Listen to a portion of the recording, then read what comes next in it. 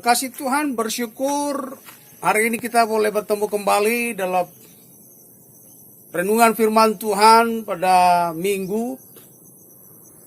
Bersyukur saudaraku yang kekasih, hari ini kita mengingat kembali peristiwa beberapa ratus tahun yang lalu pasca Yesus naik ke surga. Yesus menjanjikan menyuruh murid-muridnya untuk menunggu yang dia janjikan di loteng Yerusalem. Kalau kita lihat dalam Kisah Para Rasul pasal yang pertama ayat yang ke-8, Saudara, Yesus berkata, kamu akan menerima kuasa kalau Roh Kudus turun atas kamu, dan kamu akan menjadi saksi ke seluruh dunia, dimulai dari Yerusalem, Yudea, Samaria, sampai ke seluruh dunia. Dan saudaraku yang kekasih, pasca kenaikan Yesus 10 hari kemudian, peristiwa itu benar-benar terjadi. Dan kita akan lihat dalam Kisah Para Rasul pasal yang kedua. Saya akan bacakan ayat yang pertama sampai dengan ayat yang keempat. Dalam nama Yesus, firman Tuhan berkata demikian. Ketika hari Pentakosta, semua orang percaya berkumpul di suatu tempat. Firman Tuhan berkata, semua orang percaya berkumpul di suatu tempat. Kita tahu saudaraku yang kekasih dalam Tuhan, waktu Yesus terangkat ke surga, disaksikan oleh kurang lebih 500 orang.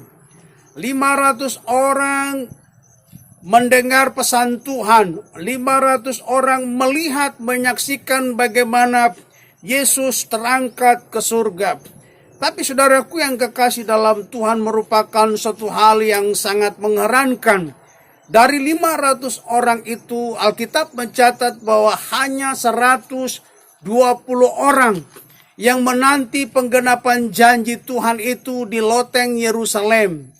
Firman Tuhan berkata dalam ayat yang pertama dari Kisah Para Rasul pasal yang kedua, dikatakan ketika hari Pentakosta tiba, semua orang percaya berkumpul di satu tempat. Jadi yang berkumpul di satu tempat yang namanya loteng Yerusalem berjumlah 120 orang adalah orang-orang yang benar-benar percaya akan setiap janji Tuhan sebelum dia terangkat ke surga. Hanya 120 orang dari 500 orang yang menyaksikan kenaikan Tuhan ke surga yang setia. Kalau kita melihat dalam ayat-ayat sebelumnya, mereka bertekun dalam doa, mereka sehati, mereka berdoa, mereka beribadah. Dan hanya 120 orang saudara dari 500 orang. Kekasih Tuhan, untuk saudara dan saya sebagai orang yang percaya kepada Kristus, dilawat oleh Tuhan melalui Allah Roh Kudus, maka saudaraku yang kekasih, yang pertama yang harus kita lakukan, yang pertama yang harus kita miliki, yaitu tetap percaya akan perkataan Tuhan. Sangat disayangkan saudaraku, 380 orang yang tadinya bersama dengan 120 orang menyaksikan peristiwa Yesus naik ke surga. Mereka juga sebelumnya mendengar Yesus memberi perintah, memberi janji kepada mereka bahwa mereka harus menunggu di loteng Yerusalem sampai Allah Bapa di surga mencurahkan penolong, mengirim penghibur, yaitu Allah Roh Kudus buat mereka.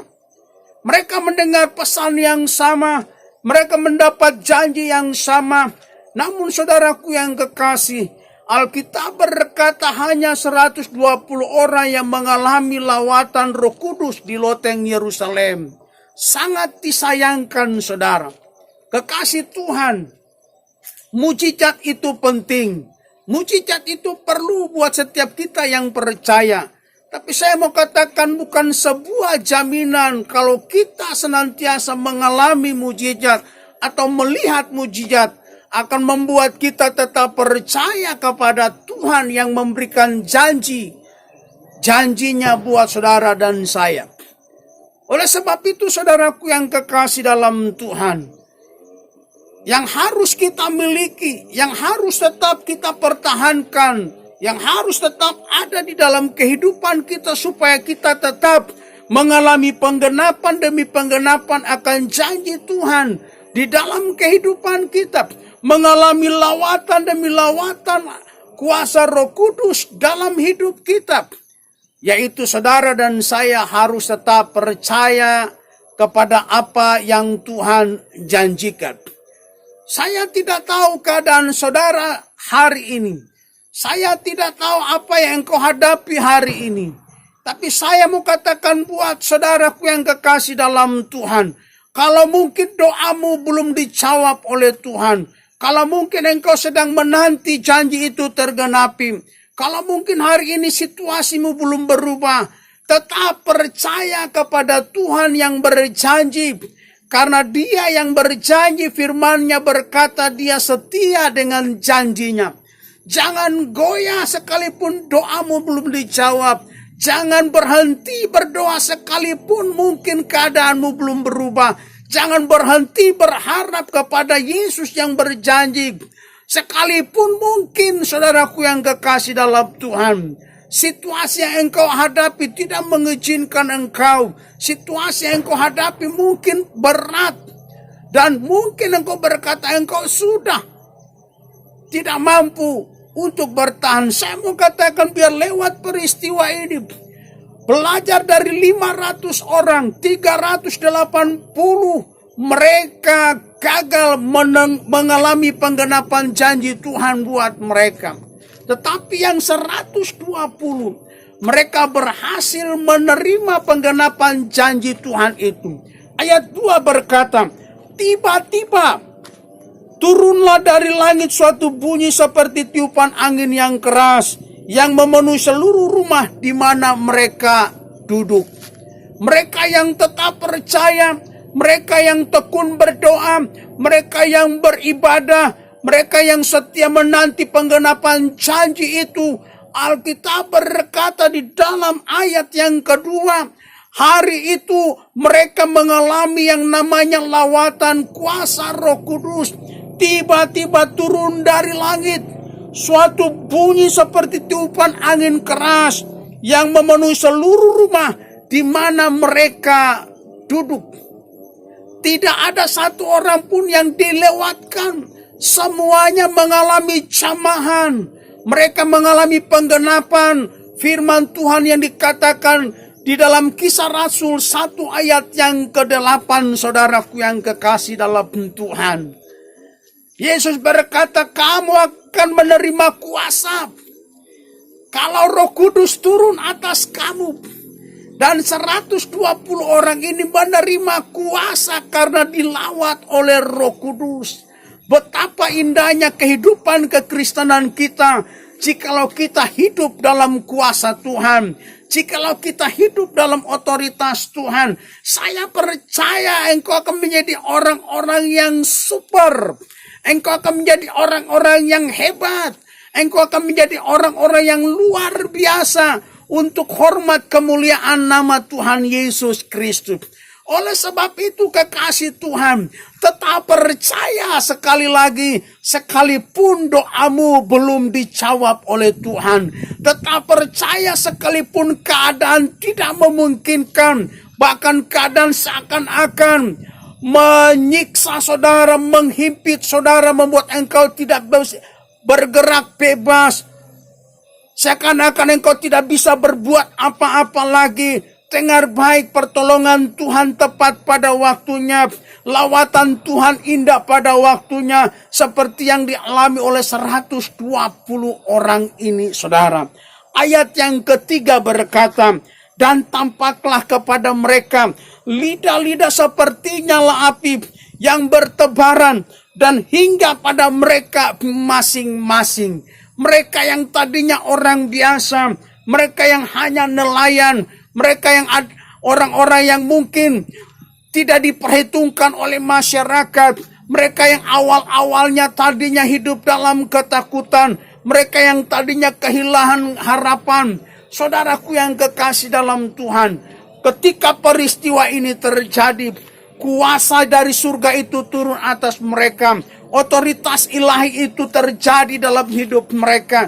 Dan saya percaya waktu mereka menerima kuasa itu, tidak ada yang tidak untuk bisa dapat mereka lakukan dalam hidup mereka. Saya percaya waktu mereka menerima kuasa itu, tidak ada yang mustahil buat mereka. Tidak ada yang sulit buat mereka. Betul ada penderitaan. Betul mungkin hari itu setelah peristiwa ini ada banyak hal yang menentang mereka. Ada banyak ujian yang mereka hadapi. Tapi saya mau katakan buat saudara yang kekasih, sejak hari itu mereka tidak kalah lagi. Mereka tidak mundur lagi. Mereka tidak menyerah lagi. Saudara melihat dalam peristiwa setelah peristiwa Pentakosta ini, bagaimana Petrus dan teman-temannya, mereka dipakai Tuhan dahsyat, mereka dipakai Tuhan luar biasa. Petrus berkata, emas dan perak tidak dia miliki, tetapi dia punya satu, yaitu kuasa di dalam nama Yesus Kristus orang Nazaret itu. Sehingga orang yang lumpuh depan bait Allah, yang biasanya minta-minta, dia disembuhkan hari itu oleh kuasa Roh Kudus. Kekasih Tuhan, engkau punya kuasa Roh Kudus, engkau dapat memiliki apa saja hanya untuk hormat kemuliaan nama Tuhan. Bukan untuk kuat dan gagahmu, bukan untuk engkau menyombongkan diri, tapi hanya untuk hormat kemuliaan nama Tuhan. Alkitab berkata, tampaklah kepada mereka lidah-lidah seperti nyala api yang bertebaran dan hingga pada mereka masing-masing. Luar biasa. Kita lihat ayat yang keempat. Maka penuhlah mereka dengan Roh Kudus. Yang Tuhan janjikan, kamu akan menerima kuasa kalau Roh Kudus turun atas kamu. Lalu mereka mulai berkata-kata dalam bahasa-bahasa lain. Tuhan menganugerahkan bahasa-bahasa lain kepada mereka tanpa mereka harus belajar, tanpa mungkin mereka kuliah. Maaf, belajar, sekolah dan kuliah itu penting, saudaraku yang kekasih. Tapi saudaraku, kita melihat sebuah peristiwa adikodratif spiritual terjadi buat 120 orang ini. Alkitab berkata, mereka yang tidak mungkin mengerti bahasa Arab atau bahasa bangsa-bangsa lain, hari itu mereka bisa berbicara dalam bahasa bangsa-bangsa lain seperti yang diberikan oleh Roh kepada mereka untuk mengatakannya. Tidak ada yang mustahil bagi Tuhan. Setelah peristiwa ini, Alkitab berkata mereka dapat menjadi saksi di Yerusalem, Yudea, Samaria, bahkan sampai ke ujung dunia. Tahukah saudara maksud mereka berbicara dengan bahasa-bahasa bangsa lain? Di sini dikatakan bahasa Partia, bahasa Media, bahasa Elam, Mesopotamia, Yudea, Kapadokia, Pontius, bahkan Mesir, Libya, bahkan dengan bahasa Italia atau bahasa Roma. 120 orang ini bisa berbicara dengan bahasa-bahasa demikian. Dengan kata lain, saudaraku yang kekasih, setelah peristiwa ini, mereka yang mengerti, yang telah dianugerahkan oleh kuasa Roh Kudus, bahasa-bahasa ini, saya percaya mereka pergi ke negara-negara ini. Mereka pergi mengunjungi kota-kota ini. Untuk apa? Untuk memberitakan Injil Yesus Kristus untuk orang-orang yang belum percaya kepada Yesus di kota-kota ini. Dan saya percaya bukan saja berhenti di kota-kota ini, tetapi saudaraku yang kekasih, Yesus berjanji buat mereka bahkan sampai ke ujung dunia. Terlalu gampang dan terlalu mudah untuk kita dapat menaklukkan dunia ini jika Roh Kudus turun atas kita. Intinya saudaraku yang kekasih, jika saudara percaya kepada Tuhan, mari saudaraku yang kekasih dalam Tuhan, jangan miliki prinsip yang dimiliki oleh 380 orang dari 500 yang tadi menyaksikan Yesus naik ke surga. Jangan miliki prinsip seperti mereka yang hanya ingin melihat mujizat Tuhan, tapi mereka lupa bahwa bukan sebuah jaminan jikalau kita melihat mujizat, jikalau kita mengalami mujizat akan membuat kita bertahan sampai akhir, sampai terjadi penggenapan janji Tuhan buat kita. Saudaraku, tinggalkan prinsip mereka. Mari miliki prinsip dari 120 orang itu. Mereka tekun, mereka tetap berdoa, mereka tetap beribadah, mereka tetap sehati, mereka sungguh-sungguh, mereka berkomitmen sampai peristiwa pencurahan Roh Kudus itu terjadi. Yaitu mereka tetap percaya bahwa Yesus yang naik ke surga, dia yang berjanji, dia setia dengan janjinya. Mari, adakah iman pada setiap saudara dan saya hari ini? Masihkah engkau percaya bahwa masih ada lawatan Roh Kudus buat setiap kita? Berbahagialah jika engkau yang percaya sampai hari ini. Saya berdoa engkau akan mengalami lawatan Roh Kudus. Saya berdoa jika engkau tetap percaya, engkau tetap sungguh-sungguh beribadah, engkau tetap bertekun. Saya percaya saudara akan mengalami yang namanya lawatan Roh Kudus. Jika dia datang kepada kita, jika dia hadir dalam hidup kita, jika dia terlibat dalam kehidupan kita, maka saudaraku yang kekasih, jika 120 orang bisa diberkati dengan bahasa bangsa-bangsa lain, saya percaya saudara dan saya juga bisa demikian. Jikalau 120 orang bisa pergi ke seluruh dunia untuk memberitakan Injil, tidak ada yang mustahil. Allah yang sama yang dipercayai, yang diimani, yang dilayani oleh 120 orang itu, dia juga akan melakukan hal yang sama buat saudara dan saya. Jika kita tetap percaya kepada Yesus Kristus Tuhan. Di hari peristiwa Pentakosta ini, saya berdoa saudara mengalami yang dialami oleh 120 orang ini. Mungkin dengan cara yang berbeda, karena kita percaya Allah yang kita sembah, Dia Allah yang kreatif. Dia punya banyak cara untuk melawat saudara, untuk mendatangi saudara, untuk menyatakan dirinya buat saudara dan saya. Saya berdoa ini terjadi buat setiap kita. Engkau orang hebat, kalau Roh Kudus turun atasmu. Engkau orang luar biasa, jika engkau mengizinkan Allah Roh Kudus berkuasa atas hidup. Maka dia akan membawa engkau melewati gunung-gunung. Dia akan membawa engkau menyeberangi lautan yang luas. Dia akan membawa engkau kepada bangsa-bangsa untuk memberitakan nama Yesus Kristus Tuhan yang hebat dan luar biasa itu. Sukses buat saudara. Tuhan Yesus memberkati. Mari kita berdoa. Kami bersyukur di dalam nama Tuhan Yesus Kristus. Hari ini kami berada di Benteng Ulanta, sebuah objek wisata di Kabupaten Bone Bolango. Kami bersyukur di tempat ini kami boleh menyaksikan, kami boleh memberitakan firman-Mu Bapa di surga. Kami percaya bahwa peristiwa yang terjadi di loteng Yerusalem dapat bisa juga terjadi buat kami. Jikalau kami bertekun, jikalau kami tetap beribadah, jikalau kami tetap setia, dan jikalau kami tetap percaya bahwa Yesus yang naik ke surga, yang berjanji akan mengirim penolong penghibur bagi setiap orang yang percaya.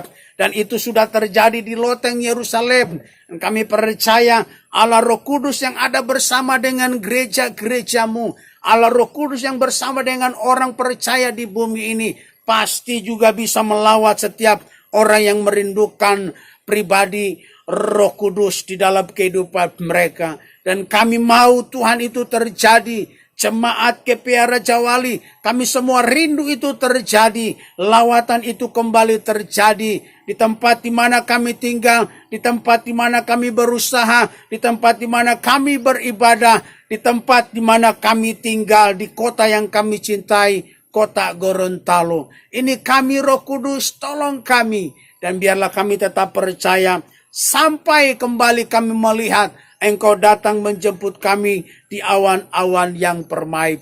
Bagimulah pujian, hormat, dan syukur. Kami berdoa dalam nama Tuhan Yesus Kristus. Haleluya, haleluya. Amin.